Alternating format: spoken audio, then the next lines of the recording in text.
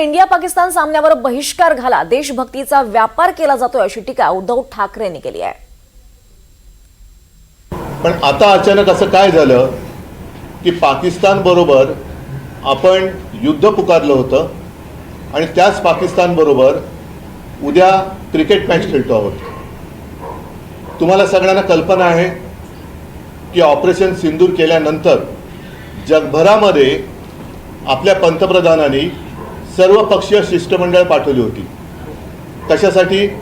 तर आमची लढाई आतंकवादाच्या विरुद्ध आहे आणि आमच्या देशात आतंकवाद पाकिस्तान फैलवतो आहे। आता नेमकं मोदीजींचं काय म्हणणं आहे? मला असं वाटतं की ही देशभक्तीची थट्टा आहे। नुसती थट्टाच नाही तर देशभक्तीचा हा व्यापार चाललेला आहे। देशभक्तीचा व्यापार, यांना व्यापारापुढे देशाची सुद्धा आता काही किंमत राहिलेली नाहीये। दरम्यान ऑपरेशन सिंदूरच्या वेळी उद्धव ठाकरे लंडनमध्ये बसले होते अशी टीका नितेश राणेंनी उद्धव ठाकरेंवर केली आहे।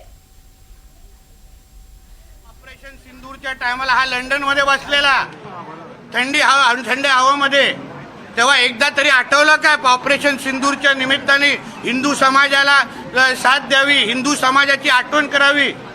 तेव्हा लंडनच्या कुठल्या हॉटेलमध्ये कुठल्या बारमध्ये कोण बसलेला फोटो दाखवू काय मी? हा काय ऑपरेशन सिंदूरच्या बद्दल बोलतोय?